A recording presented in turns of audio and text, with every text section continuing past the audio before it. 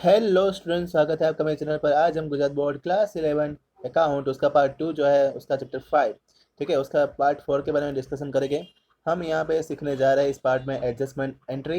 Adjustment entry सीखने के लिए हमें जो है एक टेबल दिया है 162 पेज नंबर पे। वो 162 नंबर का जो टेबल है उसको हमें याद करना ज़रूरी है। उसी से पूरी जितनी भी एडजस्टमेंट एंट्री है वो हमें आसानी से याद रह जाएगी।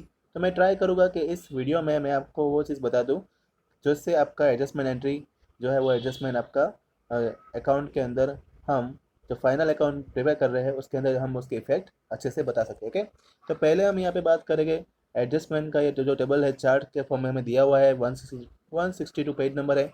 उसमें आप देख सकते हो कि यहाँ पे एडजस्टमेंट लिखा हुआ है, ठीक है, और उसकी एडजस्टमेंट एंट्री भी यहाँ पे लिखी हुई है। तो ये दो ही कॉलम की हम इसमें बात करने वाले हैं। फिर हम आगे बढ़ेंगे फर्स्ट इफेक्ट एंड फिर हम बात करेंगे उसकी सेकेंड इफेक्ट के बारे में। ओके, तो डायरेक्टली स्टार्ट करते हैं। पहला जो है क्लोजिंग स्टॉक। मुझे ये भी पता है कि इसका एग्जाम्पल भी हमें दिया हुआ है, उसको समझाया हुआ भी हुआ है, लेकिन वहाँ पे एग्जाम्पल दे और हम पहले उसके बारे में थियरी पढ़ ले, फिर हमें एग्जाम्पल समझना आसान हो जाएगा। नेक्स्ट हम उसकी के बारे में वीडियो आगे बनाएंगे। लेकिन पहले आप समझ लो कि क्लोजिंग स्टॉक जब उसका एडजस्टमेंट करना होगा तो उसमें एंट्री कहाँ पे होगी। तो क्लोजिंग अकाउंट जो है क्लोजिंग स्टॉक अकाउंट डेबिट होगा और दूसरा जो है ट्रेडिंग अकाउंट उसमें क्रेडिट होगा। तो हमें इस तरह से उसकी इफेक्ट जो है वो शो करनी है। ओके, फिर है आउटस्टैंडिंग एक्सपेंस की। अगर मानो कि एंट्री दी हुई है तो एक्सपेंस अकाउंट डेबिट होगा, आउटस्टैंडिंग एक्सपेंस अकाउंट क्रेडिट होगा। फिर प्रीपेड एक्सपेंस है। प्रीपेड एक्सपेंस है तो समूह याद रखना है, प्रीपेड एक्सपेंस अकाउंट डेबिट होगा, एक्सपेंस अकाउंट क्रेडिट होगा। फिर इनकम रिसीवेबल अकाउंट है, तो इनकम रिसीवेबल अकाउंट में इनकम रिसीवेबल अकाउंट डेबिट होगा और इनकम अकाउंट क्रेडिट होगा। फिर नेक्स्ट है इनकम रिसीवेबल इन एडवांस, उसके बारे में बात करते हैं। तो income receivable in advance, income receivable advance जो है उसके बारे में बात करते हैं। तो उसमें इनकम अकाउंट जो है डेबिट होने वाला है और income received account in advance वो क्रेडिट होगा। तो इंटरेस्ट ऑन कैपिटल, तो इंटरेस्ट ऑन कैपिटल जब दिया हुआ है तो interest on capital account he debit होगा और कैपिटल अकाउंट क्रेडिट होगा। फिर हम बात करेंगे interest on drawing. Interest on drawing में इंटरेस्ट मतलब ड्राइंग अकाउंट जो है क्रेडिट होगा, डेबिट होगा और interest on drawing account credit होगा। तो ऐसे हमने 7 एंट्री के बारे में बात की। अब नेक्स्ट हम बढ़ते हैं। बहुत कुछ ज़्यादा एंट्री नहीं है, ठीक है, टोटल अपने पास 16 एंट्री है। तो हम पहले इसके बारे में बात कर लेते हैं, फिर थोड़ा इजी रहेगा आगे के टॉपिक समझना। ठीक है, तो एडजस्टमेंट अब 8 वाले का करेंगे। डेप्रिसिएशन ऑन एसेट्स, मानो कि एसेट्स में कोई डेप्रिसिएशन होता है, नुकसान होता है, तो डेप्रिसिएशन अकाउंट डेबिट होगा, एसेट्स का अकाउंट क्रेडिट होगा। फिर नेक्स्ट है बैड डेब्ट्स, अपने खर्चे हैं, तो वो बैड डेब्ट्स अकाउंट डेबिट होगा और डेबिटर्स का अकाउंट क्रेडिट होगा, सीधी बात है। Provision for the doubtful debts, तो उसमें profit and loss account debit होगा, bad debts reserve account credit होगा। ठीक है, तो ये भी हमें काम आएगा। डिस्काउंट रिजर्व जो है ऑन, उसके बारे में बात करेंगे। इसमें हमने देखा कि प्रॉफिट एंड लॉस अकाउंट जो है वो डेबिट होगा और बैड डेब्ट्स अकाउंट जो है वो बैड डेब्ट रिजर्व अकाउंट है क्रेडिट होगा। नेक्स्ट जो था डिस्काउंट रिजर्व ऑन डेब्टर्स, तो उसके अंदर profit and loss account debit होगा और डिस्काउंट रिजर्व ऑन डेबिटर्स जो है वो क्रेडिट होगा। Adjustment related to goods unrecorded credit purchase. अब गुड्स के रिलेटेड अकाउंट, ठीक है, ठीक है, तो उसमें गुड्स के रिलेटेड अपने पास थोड़ी जो एंट्री दी हुई है उसके ऊपर हम बात करेंगे। ये जो भी चीज़ अनरिकॉर्डेड लिखा हुआ होगा एक क्वेश्चन के अंदर तब कैसे करना है। मानो कि क्रेडिट परचेस है वो अनरिकॉर्डेड है, तो परचेस अकाउंट डेबिट होगा, क्रेडिट का अकाउंट क्रेडिट होगा। तो नेक्स्ट है अनरिकॉर्डेड क्रेडिट सेल। मानो कि इस क्रेडिट सेल जो है अनरिकॉर्डेड हो रहे थे, मतलब उस साल के दौरान ये हमने उसको नोट नहीं किया था, तो डेबिटर्स अकाउंट डेबिट होगा और क्रेडिट सेल्स अकाउंट क्रेडिट होगा। अनरिकॉर्डेड क्रेडिट परचेस रिटर्न, तो क्रेडिटर्स का अकाउंट उसमें डेबिट होगा और परचेस रिटर्न अकाउंट उसमें क्रेडिट होगा। अनरिकॉर्डेड सेल्स रिटर्न, उसके अंदर सेल्स रिटर्न अकाउंट डेबिट होगा, डेबिटर्स अकाउंट क्रेडिट होगा। फिर नेक्स्ट है goods withdrawn from the for personal use, तो उसमें ड्रॉइंग अकाउंट डेबिट होगा, परचेस अकाउंट क्रेडिट होगा। और goods lost due to theft, चोरी हो गया तो lost due to theft account जो है डेबिट होगा, परचेस अकाउंट क्रेडिट होगा। इस तरह से इसकी एंट्री में हमने देखी। फिर आगे बढ़ते हैं।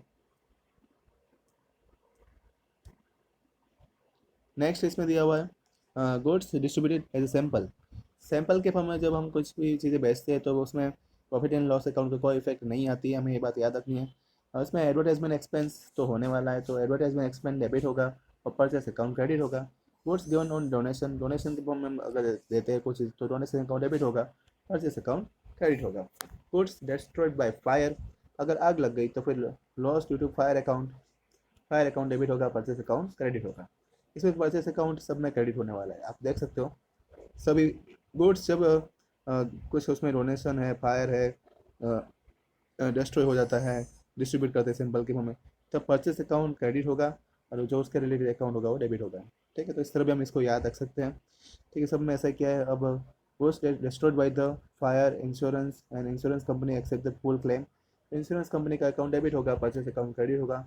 Goods destroyed by the fire and insurance company accept partial claim, तो उसके हिसाब से रहेगा। स्टेशनरी स्टॉक, ये थोड़ा नया है। स्टेशनरी स्टॉक जब है तो स्टेशनरी स्टॉक अकाउंट डेबिट होगा और स्टेशनरी एक्सपेंस वाला जो अकाउंट है वो क्रेडिट होगा। Commission payable on profit, commission अगर हमें देना पड़ा प्रॉफिट के ऊपर तो प्रॉफिट कमीशन अकाउंट डेबिट होगा और अनपेड कमीशन अकाउंट जो था वो क्रेडिट होगा। फिर proportion part of the leased hold property, ऐसे बहुत कम एंट्री देखने को मिलती है, तो उसमें profit and loss account debit होगा, leasehold property account credit होगा। ठीक है, ये भी कर लेते हैं। लास्ट है amount transfer to the general reserve from the profit, तो उसमें profit and loss account debit होगा, जनरल रिजर्व वाला अकाउंट क्रेडिट होगा। तो यहाँ पे हमने इसकी एडजस्टमेंट एंट्री की इफेक्ट क्या होने वाली उसके बारे में बात की। ओके, अब हम बात करेंगे उसमें नेक्स्ट जो है क्लोजिंग स्टॉक की जो एंट्री दी होगी, तब हमें उसकी इफेक्ट, फर्स्ट इफेक्ट कहाँ पे आएगी और सेकंड इफेक्ट कहाँ पे आएगी उसके बारे में हम बात करेंगे। तो क्लोजिंग स्टॉक जो है वो किसको इफेक्ट करता है, तो ट्रेडिंग अकाउंट को एक अफेक्ट करता है और बैलेंस शीट को अफेक्ट करता है। ट्रेडिंग अकाउंट में हम उसकी क्रेडिट इफेक्ट डालेंगे और बैलेंस शीट के अंदर हम उसकी डेबिट इफेक्ट डालेंगे। ठीक है, फिर नेक्स्ट है आउटस्टैंडिंग एक्सपेंस, कुछ चीज़ों में बाकी रह गई थी तो उसमें प्रॉफिट एंड लॉस अकाउंट को अफेक्ट करता है, तो उसमें वो डेबिट हो जाएगी और बैलेंस शीट में वो एंट्री क्रेडिट हो जाएगी। तो पहले तो हम बात कर लेते हैं ट्रेडिंग अकाउंट को अफेक्ट करने वाले जितने भी एंट्री है उसके बारे में बात कर लेते हैं। तो आउटस्टैंडिंग एक्सपेंस, प्रीपेड एक्सपेंस, फिर दूसरा अगर देखें तो नेक्स्ट जो है वो है यहाँ पे सभी एंट्री आ रही है, उसके बारे में बात करेंगे। गुड्स के रिलेटेड जितनी भी एंट्री है, ठीक है, जो अनरिकॉर्डेड रही थी गुड्स के रिलेटेड, यहाँ पे लिखा है जो एडजस्टमेंट रिलेटेड टू गुड्स, तो उसमें सभी में हम देखेंगे कि ट्रेडिंग अकाउंट जो है उसमें हमें उसकी एंट्री बतानी है। ट्रेडिंग अकाउंट, ठीक है, सब में ट्रेडिंग अकाउंट जो है उसके रिलेटेड एंट्री हम देख रहे हैं। तो पहले इफेक्ट जो आने वाली है वो किस में आएगी, ट्रेडिंग अकाउंट में ही आएगी। ठीक है, तो आप दूसरे भी और भी देख सकते हो, सब में जितने भी गुड्स के रिलेटेड अकाउंट है उसमें ट्रेडिंग एंट्री सब में दिखाई दे रही है। तो ट्रेडिंग इफेक्ट जो है फर्स्ट इफेक्ट देखने को मिलेगी, वो क्रेडिट एंड डेबिट दोनों हो सकती है, लेकिन हमें पहले ट्रेडिंग अकाउंट में उसकी इफेक्ट देखने को मिलेगी जब गुड्स के रिलेटेड कोई भी एंट्री आती है तब। ये बात हमें हमेशा याद रखनी है। ठीक है, फिर बाकी जो बचती है वो सभी entry profit and loss account और बैलेंस शीट में उसके अंदर हम लिखेंगे। तो क्वेश्चन में तो यही पूछेंगे कि आप दोनों इफेक्ट जिसमें आती है मोस्टली वो आप हमें एडजस्टमेंट करना होता है। तो बाकी सब जो है वो हम देखते हैं कि यहाँ पे लिखी हुई है, और जो अलग अलग ओनली यहाँ पे लिखा था, जैसे कि पेज नंबर 165 में लिखा है कि कोई कोई एडजस्टमेंट ऐसे रहते हैं जो सिर्फ ट्रेडिंग अकाउंट को ही अफेक्ट करते हैं, कोई कोई ऐसे रहते हैं जो अ, दोनों को अफेक्ट करते हैं, बैलेंस शीट मतलब trading account and profit and loss account को अफेक्ट करते हैं। फिर थोड़े थोड़े जो रहते हैं वो profit and loss account and balance sheet को अफेक्ट करते हैं, और थोड़े जो है वो सिर्फ ओनली बैलेंस शीट को अफेक्ट करते हैं। ऐसे पूछते नहीं है क्वेश्चन एग्जाम के अंदर। एग्जाम के अंदर जो क्वेश्चन पूछे जाते हैं वो trading account and balance sheet, profit and loss account and balance sheet, ऐसे क्वेश्चन मोस्टली आते हैं। तो हमें इस तरह की एंट्री को याद रखना है और इस तरह के एडजस्टमेंट हमें पूछेंगे। ओके, तो उसी के ऊपर हम बात करेंगे। तो अब हम बात करेंगे यहाँ पे इलेक्शन 24 जो मैं मोस्ट इंपॉर्टेंट क्वेश्चन है जो इस क्लास 11 के अंदर। ठीक है, prepare final account from the trial balance and adjustment of the Pratibha as on the 31 March 2015, उसके बारे में हम बात करने वाले हैं। Name of the account, debit side, credit side, वो यहाँ पे उसकी लिखी हुई है। उसके ऊपर हमें एडजस्टमेंट जितने भी करने हैं वो भी यहाँ पे दिए हुए हैं कि हमें टोटल इतने एडजस्टमेंट करने हैं, और उसके टोटल हमें 3 अकाउंट बनाने हैं। ठीक है, फाइनल अकाउंट बनाने की बात होती है तो हमें क्या याद रखना है, T R, P R and B R, मतलब बैलेंस शीट। ठीक है, तो trading account, profit and loss account and balance sheet, ये तीनों के तीनों अकाउंट हमें बनाने हैं। उससे पहले हम यहाँ पे बात करेंगे सबसे पहले ट्रेडिंग अकाउंट के बारे में। तो ट्रेडिंग अकाउंट में सेल्स एंड सेल्स रिटर्न से स्टार्ट करते हैं, कितना सेल हुआ था और सेल्स गुड्स कितने रिटर्न हुए थे। हमेशा ज़रूरी नहीं कि एकदम अच्छे से आपको लिखा हुआ हो एंट्री में, अच्छे से नहीं लिखा होगा, हमें पहचानना भी पड़ सकता है। जैसे कि यहाँ पे by the sales, by the sales जो है वो क्वेश्चन के अंदर हम बात करते हैं, तो क्वेश्चन के अंदर तो यहाँ पे क्या लिखा है, एडजस्टमेंट परचेस एंड सेल लिखा है, ठीक है। तो हमें पहचानना पड़ेगा कि एडजस्टमेंट परचेस होता है वो आगे वाला होता है, सेल्स होता है वो पीछे वाला होता है। मतलब कि 8,50,000 का यहाँ पे टोटल सेल हुआ है, तो 8,50,000 का जो सेल हुआ वो यहाँ पे एंट्री आ गई। अब उसमें से गुड्स रिटर्न कितना हुआ, गुड्स रिटर्न कितना हुआ उसका मतलब ये है कि सेल्स कितना रिटर्न हुआ, तो वो वाली एंट्री हम यहाँ पे बताएंगे, ठीक है। गुड्स रिटर्न हुआ है कितना यहाँ पे, 40,000 का, तो 40,000 की एंट्री हम उसमें माइनस कर देंगे, तो टोटल आंसर कितना बचेगा, 8,10,000 का। ओके, फिर हम बात करेंगे यहाँ पे परचेस, परचेस जो है कितना हुआ था, परचेस हुआ था जो पहली एंट्री होगी वो हम यहाँ पे परचेस के बारे में बात करेंगे, तो 5 लाख का जो है हमें यहाँ पे देख रहे हैं 5 लाख का परचेस हुआ है। उसमें से हमें जितना भी एडजस्टमेंट करना था वो सभी एंट्री हम यहाँ पे लिख देंगे। तो एडजस्टमेंट है वो गुड्स के रिलेटेड एडजस्टमेंट दिया हुआ है, 10,000 का जो है चोरी हो गया था, 5,000 का हमने सैंपल के फॉर्म में दिया था, गुड्स जो है आग में 6,000 का जल गया था, गुड्स जो है 3,000 का हमें चैरिटी के फॉर्म में दिया था। तो ये टोटल जो गुड्स हमने यहाँ पे लिख दिया, टोटल हो गया उसका 24,000, और 5 लाख में से ये वाला जो 24,000 है उसको माइनस कर देंगे, तो हमें मिलेगा क्या आंसर, 5,26,000, सॉरी 4,76,000 आंसर मिलेगा।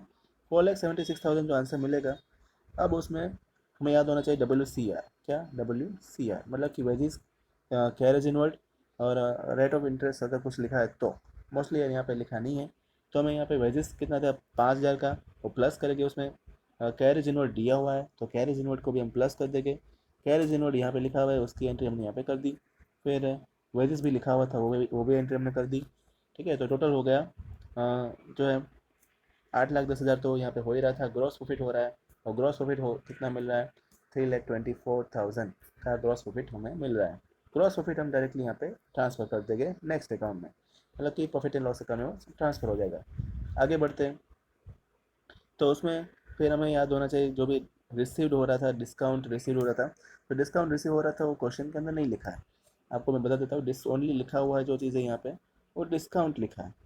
डिस्काउंट पहली जो एंट्री होती है वो पेएबल की होती है, और दूसरी जो होती है वो रिसीव्ड की होती है, ठीक है। तो पेएबल कितना किया है, 4,000 वो पे किया है, और दूसरा जो है डिस्काउंट रिसीव कितना हुआ है, तो 6,000 जो लिखा है उसका मतलब रिसीव्ड हुआ है। तो डिस्काउंट रिसीव्ड की एंट्री आपको अब पता चली होगी कि डिस्काउंट रिसीव हम कैसे फाइंड करेंगे। जो क्रेडिट साइड लिखा होगा और डिस्काउंट रिसीव होगा, जो डेबिट साइड लिखा होगा और डिस्काउंट हमने गिवन होगा, डिस्काउंट गिवन को भी हमें यहाँ पे दिखाना भी है ऑलरेडी, वो भी एक्सपेंस में दिखाना होगा, ठीक है। तो वो हम बात करते हैं, मतलब अपनी क्रेडिट साइड एकदम मेंटेन हो गई। अब हमें पता चल गया कि टोटल कितना हो गया, हमें टोटल हमें 3,30,000 आ रहा है। तो इस तरह से हमें यहाँ पे अब प्रॉफिट एंड लॉस अकाउंट के अब हम बनाएंगे डेबिट साइड। डेबिट साइड में हम स्टार्ट करेंगे पहले आर ओ मतलब कि रेंट कितना पे किया है, एडमिनिस्ट्रेटिव एक्सपेंसेस, एडमिनिस्ट्रेटिव एक्सपेंसेस में रेंट और ऑफिस का एक्सपेंस आता है। तो ऑफिस के अंदर कितना हमने रेंट पे किया था 5,000 का, और ऑफिस का एक्सपेंसेस था 1 लाख का, तो टोटल जो है यहाँ पे वो हमने लिख दिया 1,05,000, उसका एक्सपेंस हमने यहाँ पे काउंट किया। फिर नेक्स्ट है सेल्स डिस्ट्रीब्यूशन एक्सपेंस, तो उसमें भी याद रख लेना है, सेल्स डिस्ट्रीब्यूशन एक्सपेंस में हमने कमीशन दिया होगा, एडवर्टाइजमेंट एक्सपेंस हमने किया था, और डिस्काउंट गिवन जो था वो टोटल इसका बन रहा है 15,000। फाइनेंशियल एक्सपेंस क्या क्या है, तो interest on the bank loan ली थी उसके ऊपर हमने इंटरेस्ट पे किया था, कितना तो 10,000 का इंटरेस्ट पे किया था। और अदर गुड्स अदर एक्सपेंसेस जो है, या तो कुछ लॉस हुआ था, वो सब कुछ हम यहाँ पे बताने वाले हैं। तो loss due to theft, loss due to fire, charity में एक्सपेंस मतलब ये गुड्स वाले हैं, क्या है ये, गुड्स के ऊपर जितने भी एडजस्टमेंट थे वो इसमें होने वाले हैं। एक याद रखना है कि सैंपल वाला जो है वो ट्रेडिंग अकाउंट में हो गया है ऑलरेडी, तो बचे जो है 3 अकाउंट बचे थे, उसका एडजस्टमेंट हम यहाँ पे करेंगे। तो ये फर्स्ट इफेक्ट यहाँ पे देखने को मिली, ठीक है, फर्स्ट इफेक्ट हम यहाँ पे बताएंगे, बाकी कुछ लिखने की ज़रूरत नहीं है, हमने उसके इफेक्ट यहाँ पे बता दिए, ठीक है। तो ये हमने यहाँ पे टोटल लिख दिया। अब नेट प्रॉफिट जो है हम काउंट करेंगे, तो 3,30,000 में से टोटल जो यहाँ पे ये सभी कॉम प्लस जितना भी आया था उसको माइनस कर देंगे, तो हमें कितना आंसर मिलेगा, 1,81,000 हमें नेट प्रॉफिट मिलेगा। नेट प्रॉफिट जितना भी मिलेगा उसको हम यहाँ पे आगे डायरेक्टली कैपिटल अकाउंट मतलब आगे यहाँ पे बैलेंस शीट के अंदर ट्रांसफ़र कर देंगे, ठीक है। तो बैलेंस शीट में हमने उसको ट्रांसफ़र कर दिया। अब हम बात करते हैं बैलेंस शीट के बारे में। बैलेंस शीट जो है वो हम उसमें बात करेंगे एसेट्स एंड लाइबिलिटीज़, ठीक है, दो उसके ऊपर अकाउंट बनते हैं। तो लिया, लिया से हम याद रखेंगे, ली पहले मतलब लाइबिलिटीज़ पहले लिखनी है, एसेट्स बाद में। लाइबिलिटीज़ उसकी डेबिट साइड है, एसेट उसकी क्रेडिट साइड है। तो लाइबिलिटीज़ के अंदर भी हमें याद रखना है नॉन करंट एसेट्स क्या थी और करंट एसेट्स क्या थी। नॉन करंट एसेट्स को याद रखने के लिए मैंने आपको ट्रिक बता दी है ऑलरेडी। वो ट्रिक क्या थी आपको याद होनी चाहिए, BMF उसकी ट्रिक है। तो वो हम लिख ही देंगे एग्जाम में। बिल्डिंग मशीनरी फर्नीचर का जो भी कॉस्ट होगा पहले फटाफट बता देंगे, ठीक है। फिर करंट एसेट्स को ढूंढना आसान है, तो वो क्या होगा, तो क्या डेप्टर्स कितने थे, bill receivable, cash, bank balance, cash balance और क्लोजिंग स्टॉक, ठीक है। जो क्लोजिंग स्टॉक होती है उसकी इफेक्ट हम यहाँ पे बता देंगे। तो वो हमें टोटल उसका मिल रहा है 5,10,000 का हमें टोटल मिल रहा है। फिर अब बात आती है लाइबिलिटीज़ की। लाइबिलिटीज़ में हमने नेट प्रॉफिट था उसमें कैपिटल ऐड कर देंगे, ड्रॉइंग और माइनस कर देंगे, ये मैंने आपको ऑलरेडी तीसरे पार्ट में बता दिया है। फिर हम बात करेंगे यहाँ पे नॉन करंट लाइबिलिटीज़। तो 10% यहाँ पे हमने जो इंटरेस्ट पे किया था, वो यहाँ पे बैंक लोन ली थी, उसके ऊपर 10% इंटरेस्ट जो था वो 1 लाख का था। करंट लाइबिलिटीज़ में कौन कौन आता है, तो CB मतलब कि क्रेडिटर्स आते हैं, और बिल पे किया होगा तो बिल पेबल आते हैं। तो क्रेडिटर्स अपने थे 80,000 और बिल पेबल हमने किया था 25,000। टोटल अगर अगर 5,10,000 आता है तो समझ जाओ कि अपनी बैलेंस शीट सही है। तो ये हमें याद रखना है। इस तरह से पूरा जो क्वेश्चन था वो क्लियर हो गया। ये क्वेश्चन इंपॉर्टेंट है एग्जाम के लिए, ऐसे क्वेश्चन आते हैं। ये बेसिक क्वेश्चन था, इसको पक्का लर्न करके जाना। ओके, नेक्स्ट वीडियो में आपको नोटिफाई कर दूंगा, तब तक रिवाइज करते रहना, लाइक करना, सब्सक्राइब करना। Thank you all.